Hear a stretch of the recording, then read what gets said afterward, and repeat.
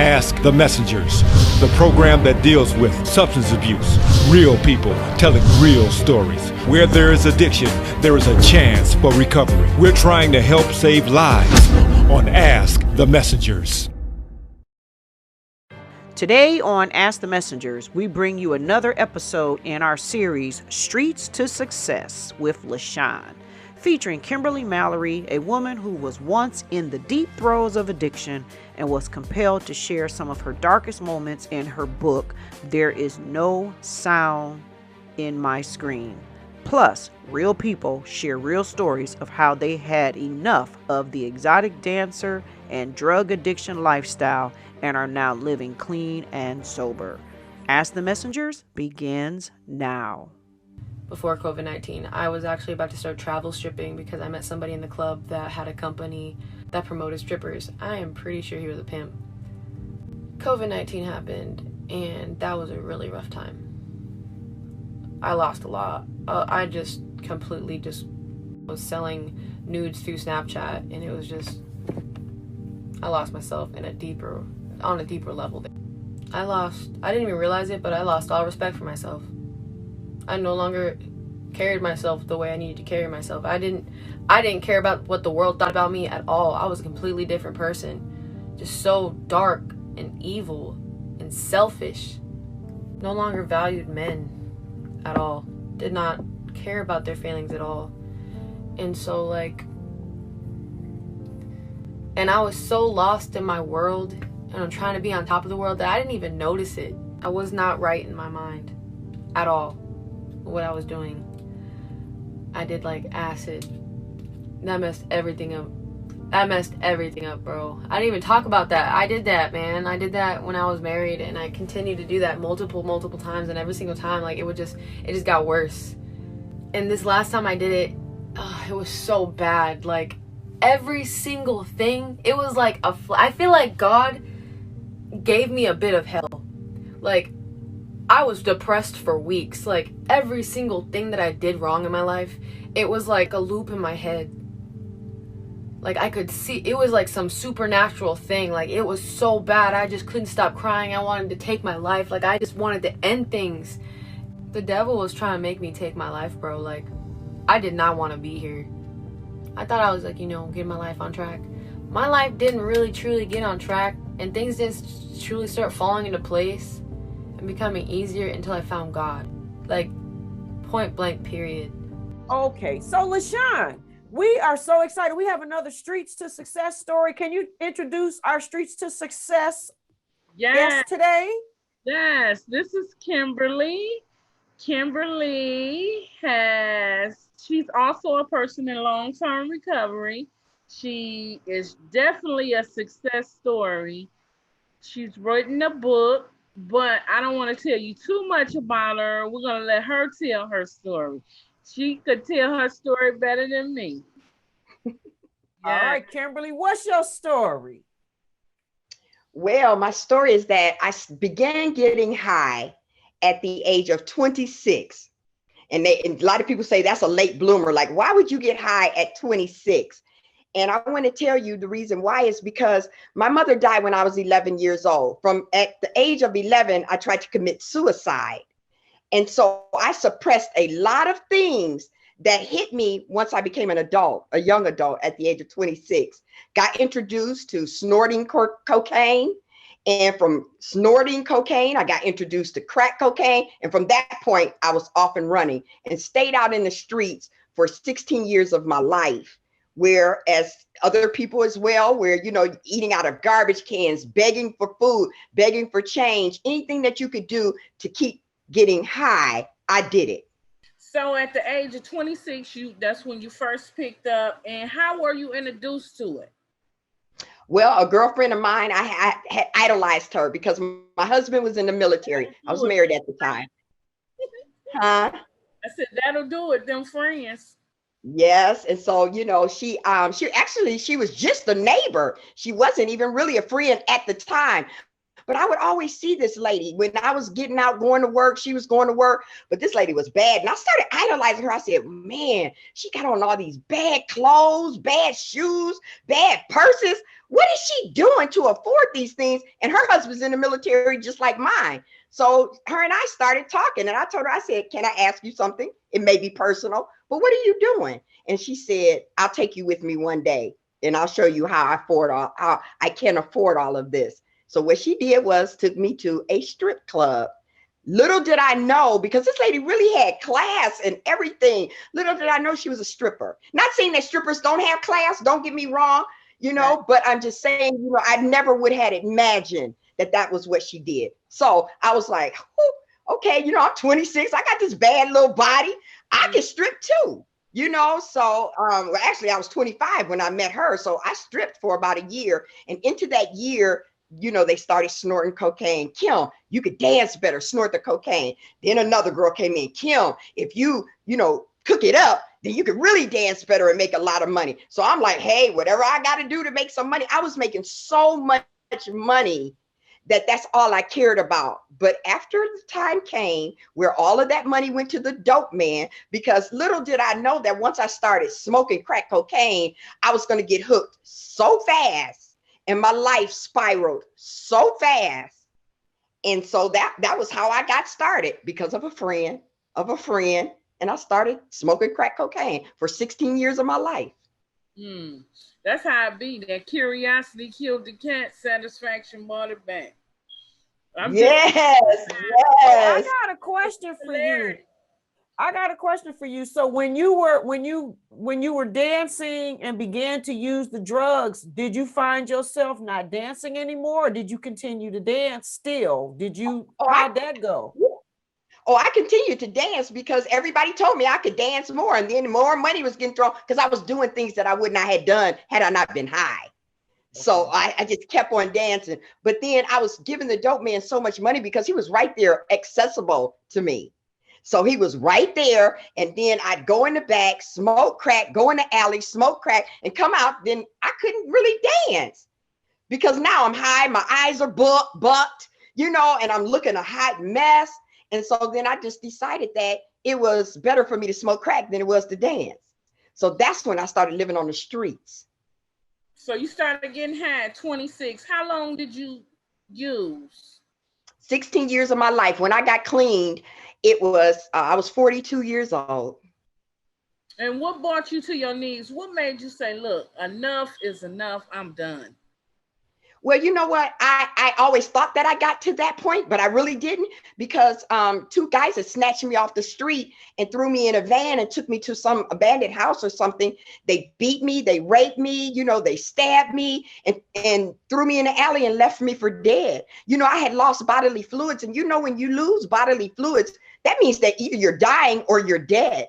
So they took my lifeless body and threw me in the alley.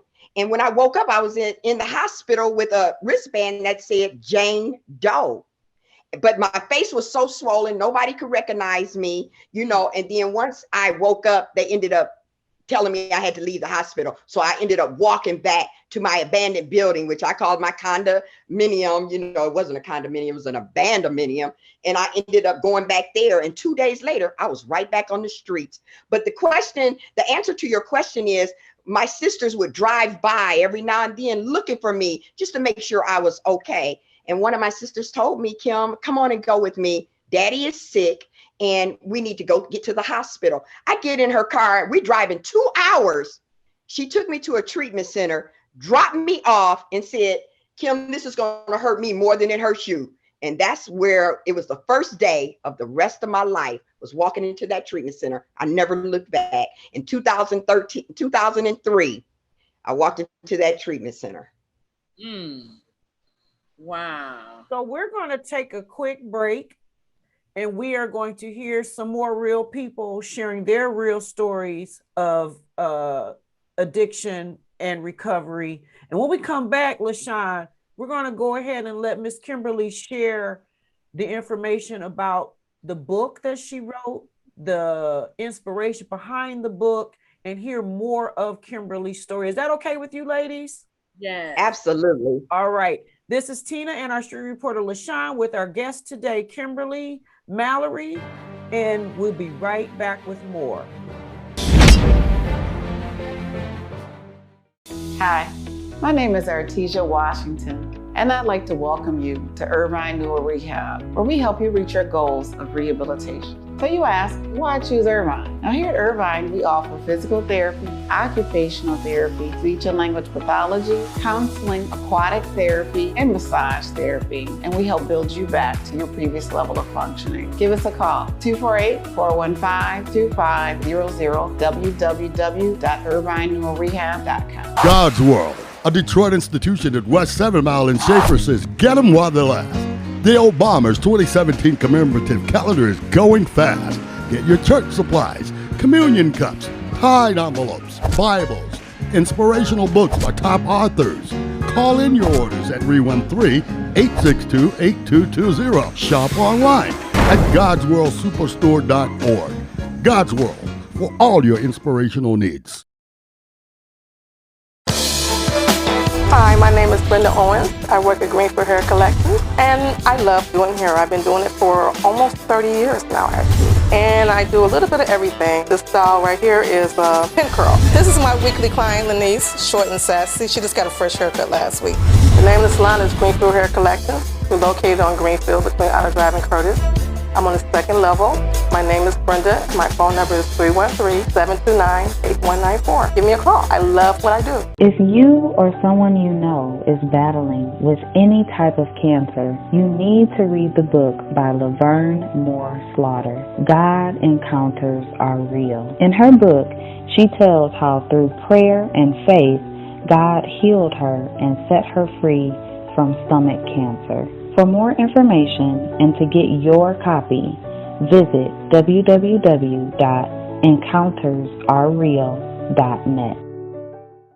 We are back. This is Tina Nelson, your producer / host, along with our street reporter Lashon, and we are here happy to bring you another, what we love to call From Streets to Success, and we have a success story for you today. In case you missed it, Kimberly just took us on the journey how she was 26 years old, should I say 25, before she started getting high, and she quit at 42. Ain't God good? So if you missed it, you know what you got to do? You got to go on YouTube and catch the beginning, all right? So now, Lashon, let's go to the success part. Yes, this is the exciting part right here. Kimberly wrote a book. Is that correct? That is correct. This book is about your journey. What promoted you to write this book? God. Literally God. I was laying in my bed and God said, I want you to write a book. And the title of your book is going to be There's No Sound in My Scream. I was like, whoa, I got to get up and write that down. It was 3:30 in the morning. I got up and I wrote it down. And then he just kept pressing me, get this book written. And the reason why he wanted me to write this book was because he said, not only is this book going to heal you from all of that you have suppressed, the hurt, the guilt, the shame, the embarrassment. He said, writing this book is going to heal you. Not only is it going to heal you, but it's going to help others. So I said, okay, God, I got to write this book. So tell us a little bit about the book. Well, the book is really an inspirational, motivational autobiography, nonfiction. You know, I prayed and asked God to please allow me to, anything that was in this book, I needed to be truthful, not exaggerate, not fabricate. And so I just told my truth. And that's what the book is about, from the time I was young to, you know, the time I was on drugs, and then the things that happened with my son, how I dragged him to dope houses, how he was eating with me out the garbage cans, and how I, you know, had him staying with people that I didn't even know. That was the hardest part of my book to write.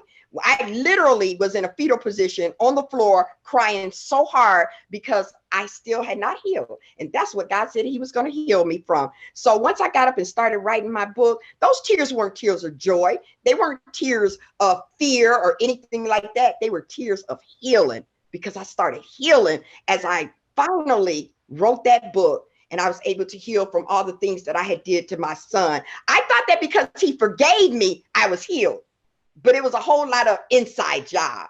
So my book is basically about the things that I did when I got high, the things that I'm doing right now, you know, to the end up until now. You know, like I said, I've written a book. I've gone to school. I went back to school at the age of 55. Y'all, let me tell you something. It's never too late. I went back at 55, ended up getting my GPA was a 4.27. I graduated, top honors, and they had me do the speech. I'm telling you, it's all about, what do you want out of life? Go for it. Go for it, just like you did with any of those addictions. When you get clean, you go for it. And that's what my book is about. That's why I want to motivate people. And I also have in there the steps of recovery. So any addiction that you have, whatever it is, drinking, smoking, sex, gambling, those steps will help you to recover. Yes, yes. So, you know, and I want to give you a shout out to from one non-traditional student to another. I was in my 40s when I went back to school, and my goal was to have my degree by 50, but I got it at 51. It took me 7 years to get that 4-year degree, but I'm so glad, from one non-traditional student to the other. Hey, it's never too late, baby. Don't count us out. Never too late. Never too late. I have a quick question. You're talking about your son. Your son. How is that relationship today? It's amazing. My son always tells me how proud he is. I mean, don't get me wrong. It didn't happen overnight. My son didn't trust me because he thought I would go back out and get high. He didn't want that hurt anymore. He started drinking a lot. And to celebrate, shout out my son. He's coming up on a year sobriety because, you know, he said, Ma, I see that you're doing this and I can do it too. So see, just the motivation. I was an example. You know, I didn't preach to him. I didn't fuss at him about his drinking. I just became that example. So today we have an amazing relationship. Yes, that's what's up. That's what's up. So let's talk about writing, being an author. Okay, so now everybody may not have the desire to write a book, but can you just speak to the importance of writing, putting it, you know, that thing we call putting it down on paper? How does that help you? I think that it's very important to write, simply because, like, I never liked writing, like doing steps and step work. I never liked writing. I never even liked reading until I wrote my book. And, you know, it's so amazing how God has turned my life around, because it's so important. You know how they talk about you should always journal. Always journal, because you see the real you. And don't always just put the bad things, put the good things in your journal. It's very important to journal. I tell people that all the time. I buy journals for people. That's how important it is to me for people to journal. Wow. So let's take a break, Sean, and when we come back, we're gonna hear some more real people sharing their real stories about recovery, addiction, and hope. And when we come back, Lashon, you know what time it is, right? Yes, ma'am. Okay. This is Tina, your host, and our street reporter, Lashon, and our dynamic guest, Miss Kimberly. And tell us the name of that book one more time. There is no sound in my scream. Wow. All right. It's on Amazon. It's on where? It's on Amazon. I used to do cocaine, marijuana, and all of this was me as a mother. It was depressing now looking back that I did that as a mother, but God has redeemed me, and my son has redeemed me and forgiven me, and my son's father has forgiven me. I owe him a lot of apologies for doing that to his son, you know. And there was a time that came where, as a single mom, I mean, at this time I was so broken, so lost. I spent my money on anything and everything. I shopped to try to fulfill me. I drank to try to fulfill me. So I would always get down to like no money, and I don't even know honestly what made me think of this, but I decided to go check out a strip club and dance to try to make some money. So started dancing to make money. I did it for a couple days. I decided it wasn't for me. I didn't like the feeling. I just didn't. Months went on. I ran out of money again. Rent was due the next day. I was like, I need money in 2 days. And I remember that one thing that I know I can make money fast. So I went back, did it some more, stopped again after 4 days. It just wasn't for me. And that was a cycle for a couple years. And I would hold a full-time job, but it was just never enough. And I would keep going back to the strip clubs, keep going back. And then there was a time when I went to a particular one and I met particular girls and guys that told me that if you do a little more and actually sleep with these men, that you could make more money and be faster. And all the years of brokenness and alcohol and drugs, I just got down to a time where my soul wasn't even connected to my body. Like, I was able to sleep with these strange men, strangers, and I didn't like it, but I had to remove my soul from my body and not even, I would have to tell myself, don't think about it, you're doing this to make money so that you can go buy shoes, purses, whatever. And I loved money so much. I did anything I could because money made me happy. I thought it would make me happy. Now I quit drinking. This month I'm going to be 18 months sober, and for me that's a huge thing. One of the people that knows me the best since before I was saved is my sister-in-law, my brother's wife. She saw the worst of the worst. She saw me waking up, taking shots. Every time I would get a sense of anger, a sense of anxiety, fear, I would go to my kitchen and literally take straight shots of liquor. It was that bad. I had to be drunk all the time to be normal. And so I know it's the power of her prayer, the power of my mother's prayer that redeemed me, and the fact that I haven't drank in 18 months, it's a miracle. The fact that I don't do any of the stuff I used to do, it's just a miracle. Like, if you knew me back then and you see who I am now, there's no explanation for it but God and His grace. We'll be right back with more of Ask the Messengers. If you or someone you know is battling with any type of cancer, you need to read the book by Laverne Moore Slaughter, God Encounters Are Real. In her book, she tells how through prayer and faith, God healed her and set her free from stomach cancer. For more information and to get your copy, visit www.encountersarereal.net. Hi, my name is Artesia Washington, and I'd like to welcome you to Irvine Newer Rehab, where we help you reach your goals of rehabilitation. So you ask, why choose Irvine? Now here at Irvine, we offer physical therapy, occupational therapy, speech and language pathology, counseling, aquatic therapy, and massage therapy. And we help build you back to your previous level of functioning. Give us a call, 248-415-2500, www.irvinenewerrehab.com. God's World, a Detroit institution of additional needs. Hi, my name is Brenda Owens. I work at Greenfield Hair Collections, and I love doing hair. I've been doing it for almost 30 years now, actually. And I do a little bit of everything. This style right here is a pin curl. This is my weekly client, Lenise, short and sassy. She just got a fresh haircut last week. The name of the salon is Greenfield Hair Collections. We're located on Greenfield between Outer Drive and Curtis. I'm on the second level. My name is Brenda. My phone number is 313-729-8194. Give me a call. I love what I do. God sees us. He loves us even when we don't love Him. And He's always fighting for us. With everything going on right now, I'd run to God. I realized today that God has a calling on my life. From the death of my mother at such an early age, I'm still standing. From a suicide attempt, I'm still standing. From the horrors of a 16-year drug addiction, I'm still standing. From mental and physical abuse that I've had to endure, I'm still standing. From the emotional feelings of abandonment, I'm still standing.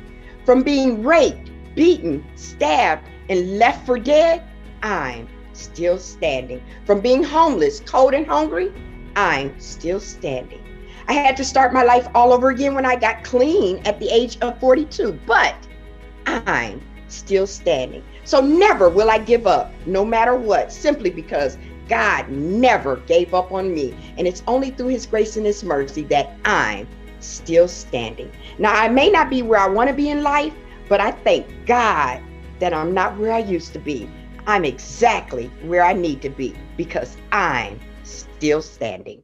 Okay, we are back This is Tina Nelson, your host, our street reporter, Lashon, and we're doing another series from Streets to Success. And today we have a wonderful, dynamic author, Kimberly, here, who just shared her journey, shared her story, and you just heard a part from the book.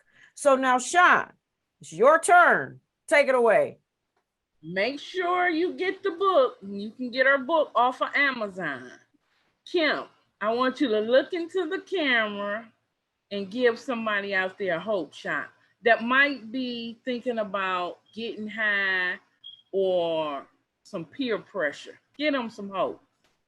Okay, so what I would like to say to the audience is never give up on yourself. You know, we run to drugs, alcohol, gambling, all of these different addictions. And it's because something that is within you, you don't want to feel. But if you don't address that feeling, there will never be any healing.